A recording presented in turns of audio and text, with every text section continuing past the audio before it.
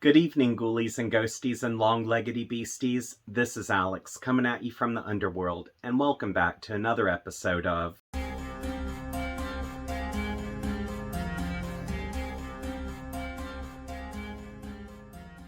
This weekend. I have my best friend Connie returning as my special guest, as we recently buddy read with our good online friend Gina the book called The Between by Tananarive Due. Now, before I get started, I would like to note that years ago when I read Due's book called The Good House, I immediately saw that this was a severely underrated author, and I still feel like she is extremely underrated now. And since I really didn't have a buddy reading circle back then, all I could do was just use this channel as a platform to fanboy out about that book. However, now that I do have a buddy reading circle with Connie and Gina, I thought that this would be the perfect time to introduce them to Tananarive Due, and I wanted to do this by reading a book with them that I had never read before. So I selected The Between. And even though The Good House is perhaps my favorite book that Due has written that I've read so far, I just could not believe where The Between went. Like, it absolutely blew my mind, and it stuck with me for a long time after I finished my read. But without me rambling on, let's go on and get down to business and see what's been new with Connie. Hey guys, I'm so excited to be back. Thank you for having me back, Alex. Of course. Thank you. I am so excited to dive into The Between. I loved it. I really did. It's basically been the usual with me. Work, home, being.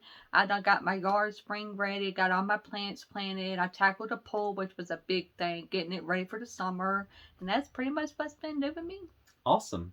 Well, since everyone's been caught up to speed, we would like to thank Gina for buddy reading this with us, and we hope you enjoy the review. But now it's time to travel into that mysterious realm known as The Between.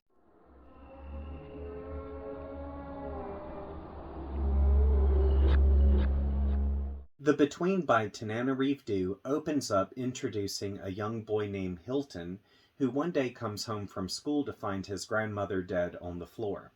Yet after he runs to a neighbor's house for help, he returns to find his grandmother at the stove cooking and acting like nothing ever happened. Shortly thereafter, his grandmother begins suffering from nightmares, and over the next year has a lot of confusing moments. Then on a nice summer day, Hilton and his grandmother go to a family reunion on the beach. And although she warns him not to swim too far into the ocean, he disobeys and ends up getting swept under a current. Without thinking twice, she runs to the rescue and dies while saving him. From here, we fast forward to Hilton's adulthood, where he has a wife named Day Day and two young children. And as we get caught up to speed, we learn that Hilton is the director of a recovery center called Miami New Day. Also, his wife, who is a lauded circuit clerk judge, is rubbing elbows with mayors, legislators, and congressmen. However, despite all of their good fortune, things take a hard left turn as Hilton and his family have a wreck one Sunday afternoon. Following the accident, Hilton begins having strange visions and horrific nightmares. Also, while the line between his reality and another realm begin to blur, a terrorist named Charles Ray begins terrorizing Hilton's family. But this isn't your typical stalker story, as we eventually learn that there is a place beyond our existence called the Between. And there are certain people known as travelers who can astral project to this realm. Also, even though Hilton is a traveler like his grandmother was, unfortunately, Charles has the same gift.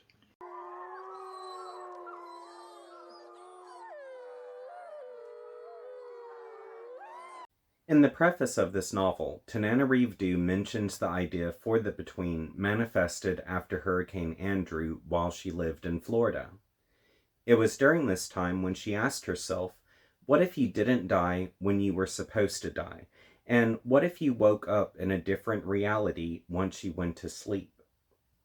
Prior to The Between, she wrote short stories and was a journalist.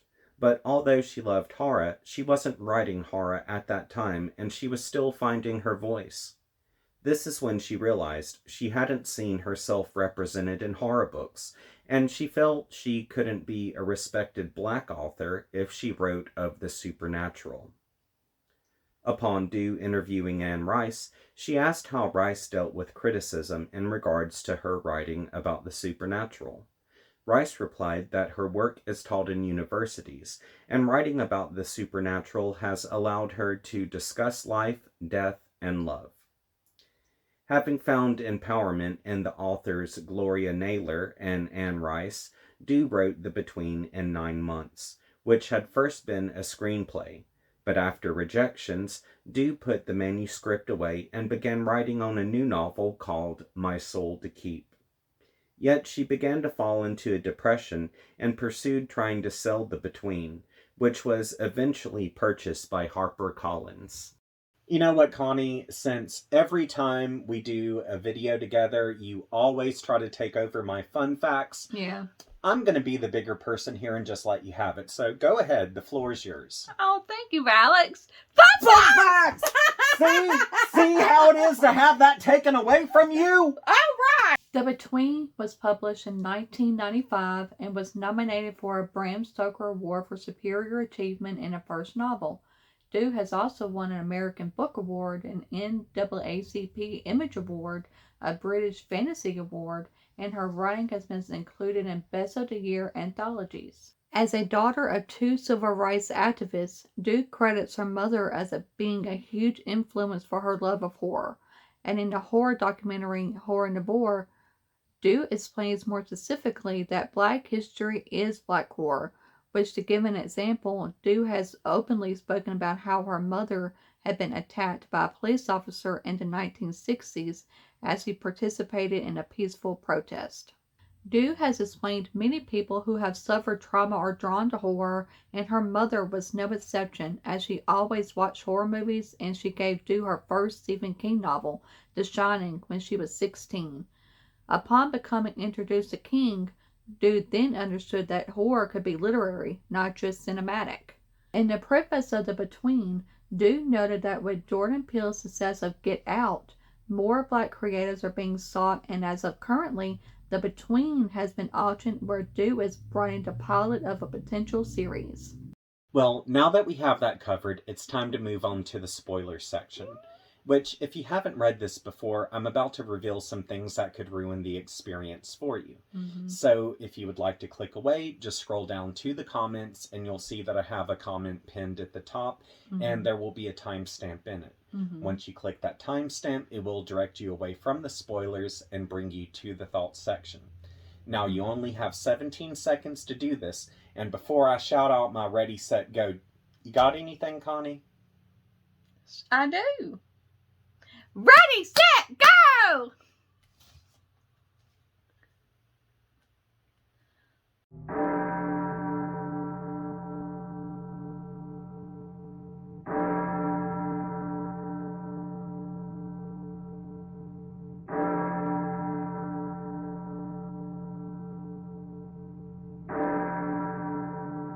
Since everyone's had the opportunity to click away, here are a few of our favorite moments. The first scene I would like to talk about today is the big wreck scene. Yes. Oh. Now, what's happening here is Hilton and the family have gotten up back out on the highway. By the way, it's called Dixie Highway.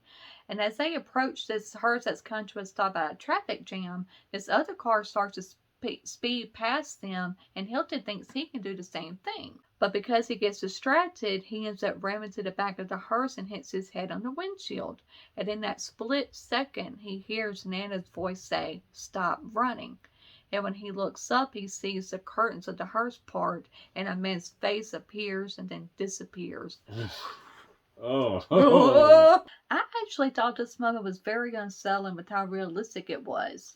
I mean, I really thought it had happened. It just felt that way. And with how everything blended together with the radio going in the background, Day screaming, it was heartbreaking. It really, really was.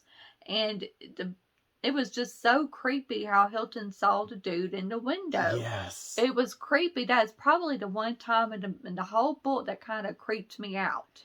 Like, I just felt so unsafe in this Mm-hmm. moment. It's Mm-hmm. like you have this amp up Right. and you're going uphill and you don't know exactly what's going to happen. Right. And Right. oh, I mean, I was like, is the grudge coming on me? What's happening? Because she kept going in and out.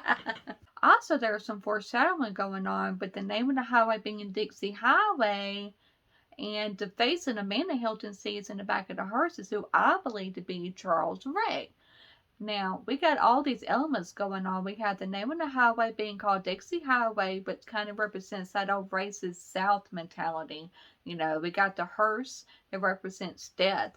And we got the face and the man that Hilton sees in the window is the man that leads to his fall. it's literally the highway to hell for him. It is. One of my favorite moments was when Hilton was confronted by multiple versions of himself. Oh, I know, yeah. Now, prior to this, Hilton and his family were in the wreck that Connie just spoke about. And regardless of how bad the wreck really was, we know that Hilton received a bump to the head. Mm-hmm. So this means that his reality might not necessarily be accurate. Well, that evening he dreams he's at Nana's house, and when he tries to touch her, she disintegrates because of her brittle bones.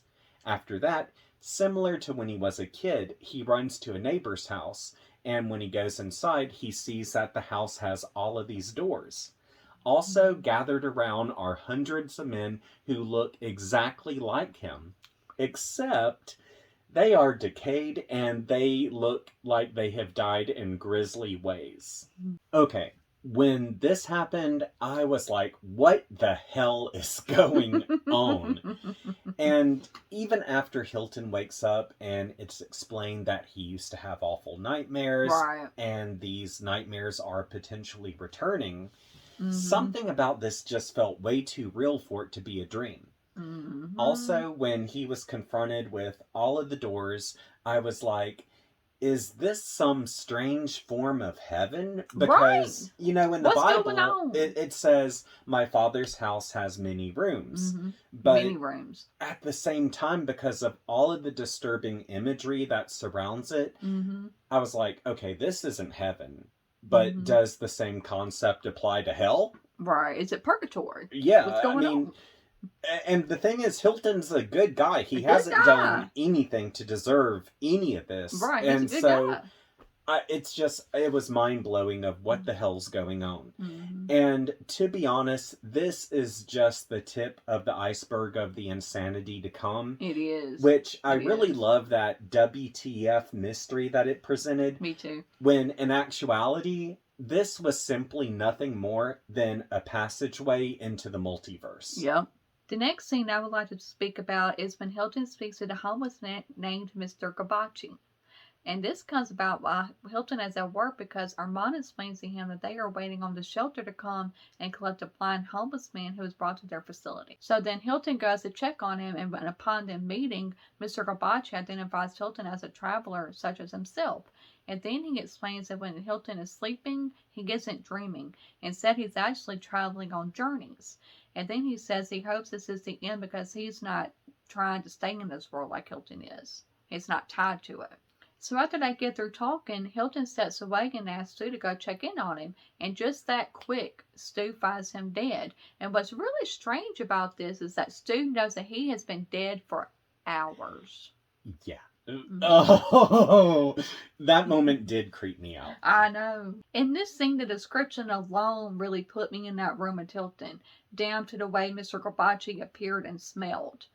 And more important than Dude's great painting of a great image here, it was such an informative scene because you really got that other piece of the puzzle. Right? You learn that he's a traveler. You learn that he's a traveler. Even still, though, even though we learned this new piece of information, when Stu said he had been dead for hours, this is the point it really got me thinking, is he schizophrenic? Is he actually schizophrenic, or is there some multiverse thing going on here? That's when I really started questioning things. Yeah, it's like you get just a little bit of information and then you're still questioning everything. What's happening here? Yeah. And last is the ending, which I did not see this coming whatsoever. Mm-mm. Now, prior to this, Hilton wakes up on his birthday and finds out that his family is planning a surprise party. Mm-hmm. So, to play along, he goes to run errands while they're setting everything up. But between errands, he takes a nap on a bench, and when he wakes up, he has this sinister feeling. Yeah. Then he realizes he's standing before a doorway. And since he has this bad feeling, he calls home and discovers that Day Day has left the kids for a little bit. And as soon as she left, someone who was dressed like a mailman delivered a package. So, realizing that the kids are in danger, he's hauling ass to the house. And while he's doing this, all of these doors are opening up around him, revealing an explosion. And this is when he realizes Charles has delivered a bomb to the house.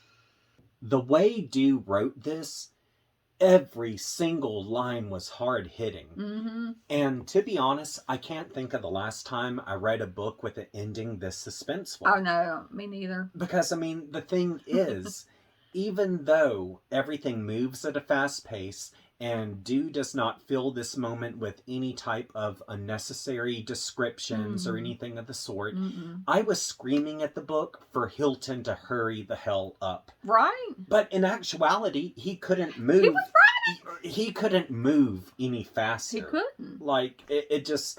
I couldn't get to the ending fast enough to see what was going to happen. And in my opinion, that is a sign of brilliant writing. It is. Also, the ending was very bittersweet because even though Hilton was reunited with his Nana, this means that the Hilton we had grown to love is dead. Right. And I tend to hope that in another universe, Hilton was able to succeed and he's happy with his family. But considering all of the explosions that we witnessed, right, I really don't think that's the case.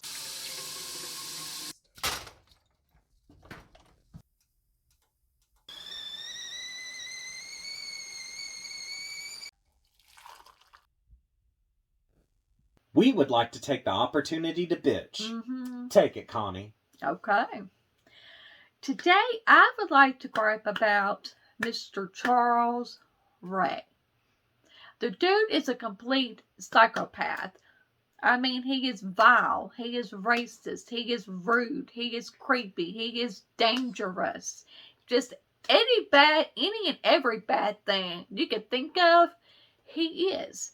First off, he sends these really vile and racist letters to Day Day. And then, if that ain't bad enough in itself, he's going to up the ante and creep them at their own house. Now, I know how it looked, and it was crazy. But you cannot really, at least I did not really blame Hilton when he fired the gun. I mean, he really thought he saw this psychopath who had been terrorizing his family out there.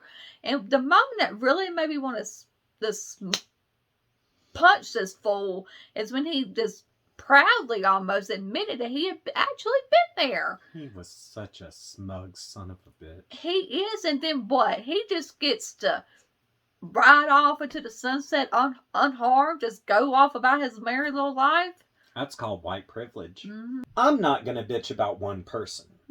Instead, I'm going to bitch about the entire FBI and the police force. Because even though they watched old asshole Charles come and go, there is so much more they could have done. They were useless. Especially since this gutter trash had a rap sheet about a mile long. For real. Check it. Okay.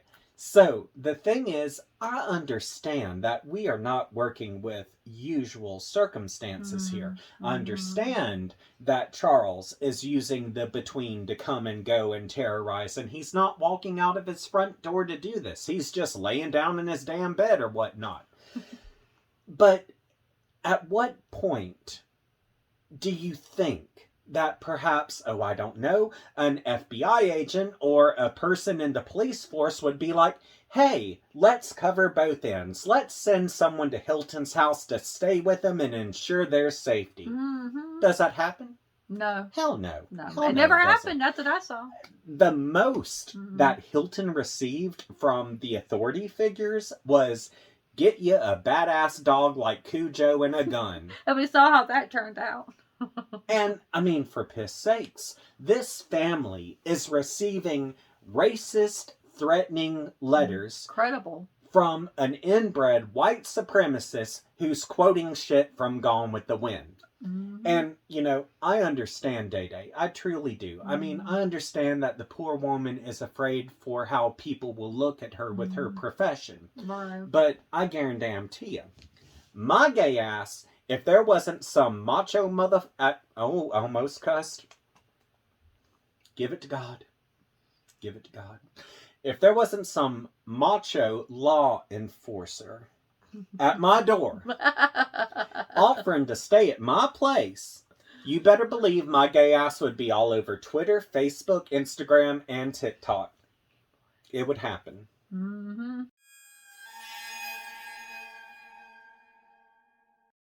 The Between by Tananarive Due was a great psychological horror story. And there were some very strong characters in this, as well as there being an unforgettable ending. Yeah, there were quite a few heavy subjects here, like racism, community, and how we all have a purpose. On top of that, there was a lot of foreshadowing and symbolism in this book as well. Character-wise, Due does a superb job of building the family dynamic and the antagonist who wants to tear them apart. Which I truly feared for Hilton and his family. I did too. Because they were so wholesome. Even though they did have their flaws, they just felt like a loving, caring, strong family. A regular family. Yeah, and they were human. They were so very human. And to see how they crumbled under the pressures of the terrorists and the confusion of the between was really just heartbreaking. It was. Also, Charles felt all too real of a character because he literally got away with anything and everything. He did. I really liked Hilton a lot because he was just complicated. He was well written. He was human. And I really liked Day Day too because she really was just a strong, loyal woman who really did what she thought was best for her and her family. And I liked Nana too because even though she was affected by the between, she still sacrificed herself for Hilton and was his guardian and guide through it all. And Charles Ray, he was just, for lack of a better word, an ass with no redeemable qualities. And you really just, I wanted to just jump to the page and snap the smug off his mug. Theme-wise, racism is a huge topic of this book. And like what Tananarive Due said in the documentary Horror Noir, Black history is Black horror. And this book does show that because we have, for example, the character of Charles, who is a terrorist. But we also see that racism is learned at a young age. And if something isn't done about it, it can snowball as time progresses. Like, for example, with Hilton's son, who is named Jamil, he ends up getting called a racial slur by another boy around his age. And if we consider what Jamil is going through compared to what Hilton and Day Day are going through, we see that unless racism is addressed at that young age, it's only going to get worse and could advance to terrorist levels. Well, on this subject, while Day Day is in just as much danger as Hilton and the children, she has that additional fear if word gets out that her family is being stalked, then that could affect how people view her as a circuit court judge. Because not only is she a woman, she is a Black woman, and she is afraid that if word gets out about their situation, then she will be seen as weak and unfit. And that's really sad because they are not the antagonist. And they should be able to be vocal about what's happening to them without fear what society is going to think. Another subject that is really strong is the topic of community. And this is seen by how Hilton and his family live in a predominantly white neighborhood. And while residing there, they honestly don't have any support from their neighbors. Like, I understand that Day Day is trying to keep everything quiet to protect her reputation, but even before these events took place and after they were made public, they still have no support from their neighbors. And the only time that we see some neighborly interaction is when Hilton's neighbor is filing a complaint against him. Right. And then when that neighbor's son calls Jamil a racial slur. Which, because of how this appears, it honestly brings into perspective how a predominantly white neighborhood might treat a minority family. And this is focused on without beating the reader over the head with it. Instead, we see Hilton as a child going to the neighbor's house for help and being able to rely on that neighbor. However, as an adult, the neighbors aren't offering that community support, and they don't have no one next door they can turn to, which really goes to comment on love thy neighbor. It does. Also, while on this subject of community, we gain some insight into recovery and starting anew for minorities, which this is seen by how Hilton works for Miami New Day, and their goal is to help minorities overcome addiction and to be able to start a new healthy life. And even though this sounds great and Miami New Day has the potential to expand, when this news hits the public, they're met with nothing but protest. Right. And I mean that's just completely sad, because a facility to help somebody should be embraced by everyone. Right. But once again, such as Hilton being a child and finding support in a black neighborhood versus being an adult and finding no support in a white neighborhood, it's very much the same when it comes down to mental health and wellness. Right. Another subject that comes into play regards how we all have a purpose. And everything we do, no matter how big or small, does matter at the end of the day. And unfortunately, we can't elaborate too much here due to spoilers, but this is mostly seen by how when Hilton takes his daughter Kaya to see one of his patients who is dying from AIDS, his daughter becomes fascinated by the disease and starts to show concern on, is there a cure? And while Hilton may not be able to achieve everything he set out to achieve in life, Kaya and Hilton receive a premonition that she will discover a solution to create more T cells in those who have AIDS. And because of how everything plays out, especially with all the times Hilton avoided death, he and his wife were able to birth a child who could be a lifesaver to the AIDS community. So for me, this really translates into his purpose was to have Kaya so she can make this great change in the world. Similar to how his grandmother's purpose was to live long enough so she could save his life. Now, those are just a few of the things, but as we mentioned, this book has a lot of symbolism, especially when it comes down to the Hearst and Dixie Highway, which we covered in the spoiler section.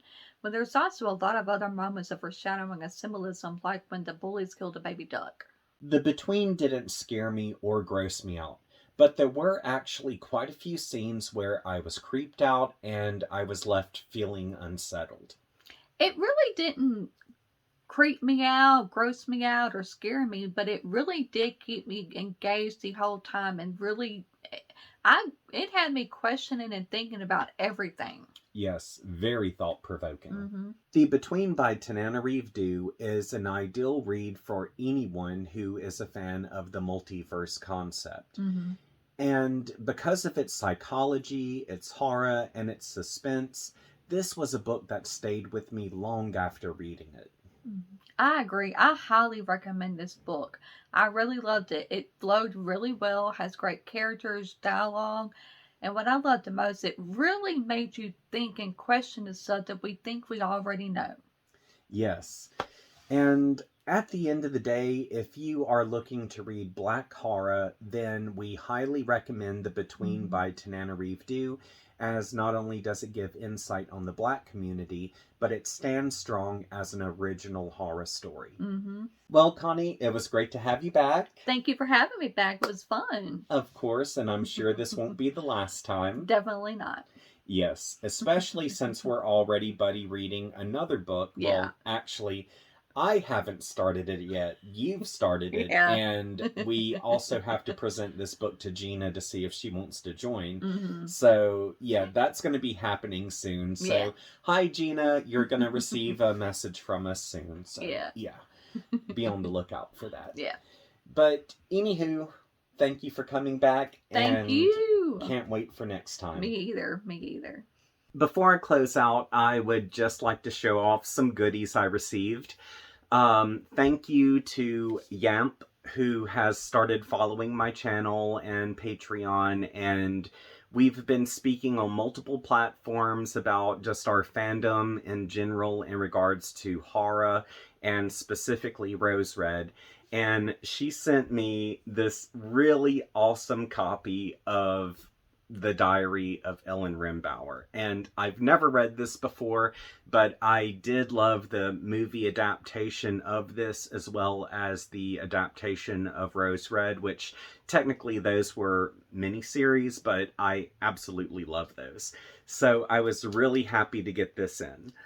Also, my husband Carrie decided to surprise me with something, and oh, he did not read the synopsis of this, and I really didn't know too much about it, but I had seen it listed in a few lists in regards to the most disturbing books ever, so it just ended up going on to my wish list, where I was going to maybe check it out a little bit more before I actually bought it. But Carrie surprised me by going on to my wish list, and he purchased me The End of Alice. And upon receiving this, I opened it up and read the synopsis. Wow. I'm gonna have to be in the right mindset for this. This is something that seems extremely heavy. I'm not certain if I'm going to read it anytime soon, but I know that it is going to happen, so this is totally added to my TBR. So, yeah. Thank y'all for the books. Absolutely love them. And if you would like to spoil me with goodies from my Amazon wish list, I do have a link available in the description section of this episode.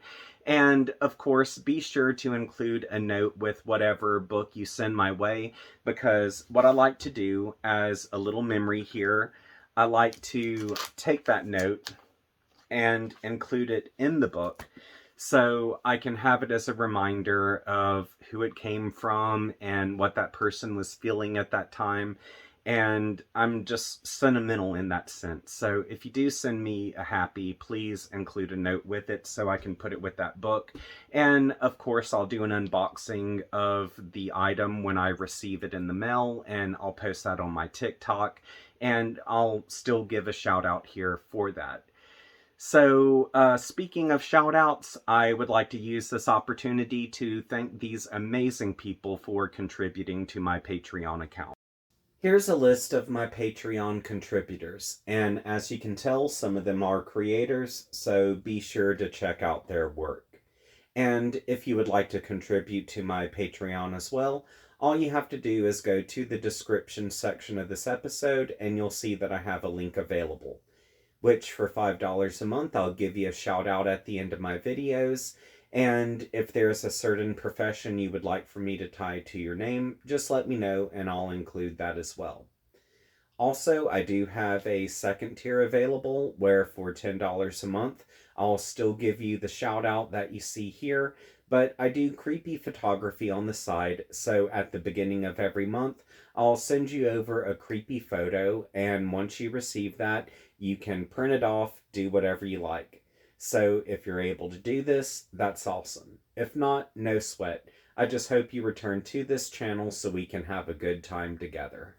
Also, if you would like to hit me up on social media, links to my Facebook, Twitter, Instagram, and TikTok are all available in the description section of this episode.